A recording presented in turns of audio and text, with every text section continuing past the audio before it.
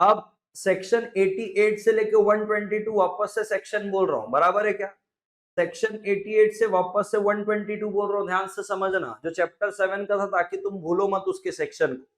88 में register of member है, 89 में डिक्लेरेशन है बेनिफिशियल इंटरेस्ट का और रजिस्टर्ड ओनर का, 90 में डिक्लेरेशन सिग्निफिकेंट बेनिफिशियल ओनर का है, उसके बाद 91 में power of company to close register of member, debenture holder, security holder है, 92 में एनुअल रिटर्न है, 93 ओमिटेड है, 94 में register of member annual return कहां मेंटेन करोगे और कब कब प्रिजर्व करोगे वो है, 95 में एविडेंस माना जाएगा, 96 एनुअल जनरल मीटिंग, 97 ट्राइब्यूनल का पावर एजीएम बुलाने का, 98 ट्राइब्यूनल का पावर ईजीएम बुलाने का, 99 96 97 98 के नॉन कंप्लायंस का कॉमन फाइन है, 100 EGM, 101 notice, 102 explanatory statement, 103 quorum, 105 proxy, 106 restriction on voting rights,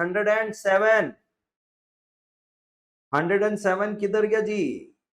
voting show of hand से होगी जब तक पोल डिमांड नहीं होता, 108 electronic voting, 109 demand for poll, 110 postal ballot, 111 circulation of member resolution, 112 president और governor का representative, 113 body corporate का representative, 114 ordinary resolution, special resolution, 115 resolution requiring special notice, 116 resolution passed at adjourn meeting, 117 resolution required to file with ROC, 118 minutes, 119 minutes to inspection, 120 electronic form में inspection, 121 report of annual general meeting, 122 non applicability of this chapter on one person company। बहुत बढ़िया, ठीक है। हर्ष कह रहा है जैसे आपको याद है, काश मुझे भी याद होता। मैं तुमको एक रामबाण बताऊं क्या याद करने का सेक्शन?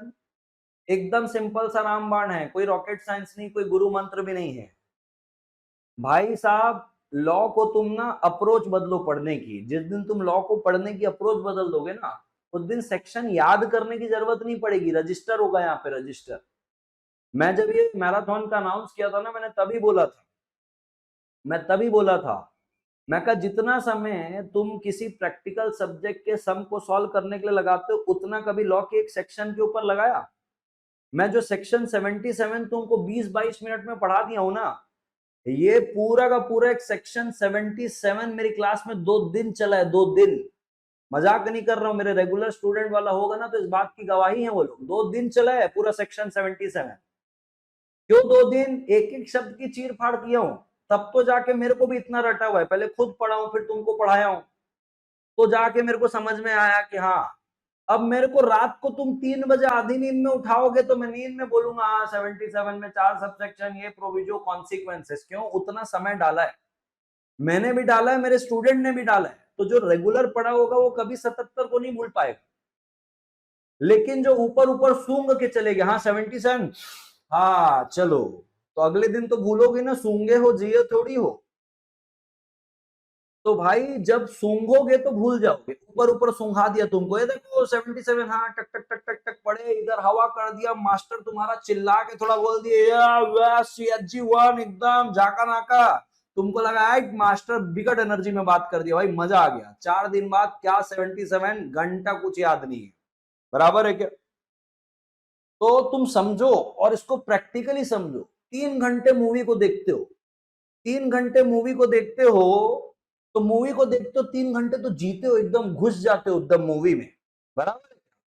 तो तुमको वो ज्यादा समय तक याद रहती क्योंकि तुमने जिया है उसको, निकलने के बाद तुम कोई पूछेगा तो तुम बता पाओगे। अब मेरे को एक बात बताओ, अभी तुम्हारी गर्लफ्रेंड होगी, अभी जो तुम्हारा बॉयफ्रेंड होगा, बराबर है क्या? मैं कहता हूँ वो दूसरे तीसरे नंबर का गर्लफ्रेंड और बॉयफ्रेंड है, बराबर है क्या? आज से शायद 5 साल बाद पूछे कितनी गर्लफ्रेंड कितना बॉयफ्रेंड, तो तुम सोचोगे यार एक तो ये था, दूसरा, पहला वाला सबको याद रहेगा। पता है क्यों? क्योंकि पहले वाले के साथ आमतौर पर ज्यादा समय बिताया है, जिए हो तुम उसके साथ। पहला वाला भूलते हो कभी? घंटा नहीं भूलोगे, लिख के दे देता हूं, पहला कभी नहीं भूलोगे क्योंकि जिए हो।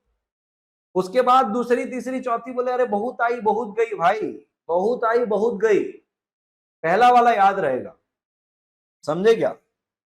हाँ, तो समझो इस बात को, जब तक कोई चीज को तुम क्यों पहले वाले में समय बिताए हो ना, समय बिताए हो, इमोशन इन्वेस्ट किए हो, टाइम इन्वेस्ट किए हो दिल से, तो वो याद है। अब लॉ में ना तुमने समय इन्वेस्ट किया, ना पैशन दिखाया, ऐसे सूंघ सूंघ के चले गए, मास्टर भी एकदम झाका नाका बोल के चले गए, कहां से याद रहेगा भाई? कुछ याद नहीं रहने वाला। जो दोगे वही रिटर्न में आएगा। समय दे रहे हो, पढ़ रहे हो, वापस आएगा। प्यार दे रहे हो, वापस आएगा। अपमान दे रहे हो, वापस आएगा। सब वापस आएगा, देना पड़ेगा पहले। इन्वेस्ट तो करो, इन्वेस्ट करोगे तो रिटर्न आएगा। इन्वेस्ट ही नहीं कर रहे हो, ऐसी चिल्लर डाल के आ जाओगे, 1 रुपए 2 रुपए डालोगे तो वापस 1 2 ही रुपए ना मिलेगा। बड़ा इन्वेस्टमेंट करोगे, बड़ा रिटर्न आएगा, समय देना पड़ेगा। बराबर है क्या? ठीक है। देखो अतुल द्विवेदी जी कह रहे हैं, यस सर मैं कंफर्म करता हूं, मैं लाइव बैच का स्टूडेंट हूं, सेक्शन 77 तो क्या पूरा लॉ पढ़ के मजा आ गया, समझे क्या?